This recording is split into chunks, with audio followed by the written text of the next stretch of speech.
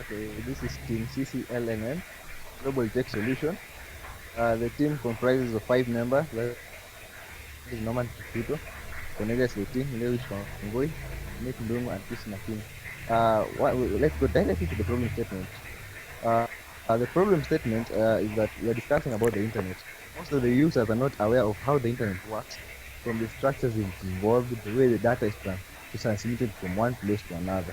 And as a consultancy firm, due to this lack of improper knowledge of the internet, we have decided to give the users or the clients some knowledge of the usage of the internet and what generally the internet entails.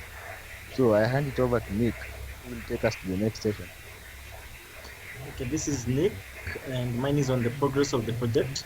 So our project has still been in the incubation period. This is the period where we actually doing our research and we are searching on what the clients don't know about the internet and what we need to educate them about.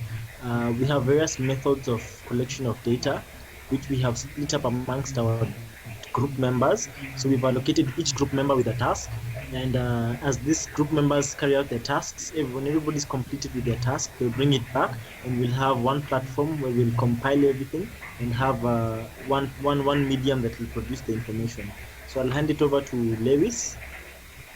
This is Lewis Wangoi. Mine is to give you the objectives of the project. We plan to give the client a history of the internet accompanied with a deep and crystal clear understanding of the internet. We will explain to the client the structures in place that constitute to its existence, that is the internet, and full functioning of the internet. We will also create a website for the purpose of demonstration and to give the client an imagery representation to accompany the theoretical explanation we will give.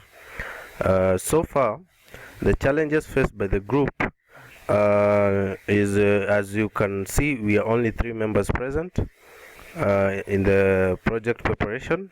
The other 2 couldn't make it for they had enough valid reasons. The main challenge that they faced was a lack of good internet connectivity to allow them to participate in the Skype discussions and using the Screenomatic presentation. So thank you for giving us an ear and hoping to get a positive feedback. Thank you.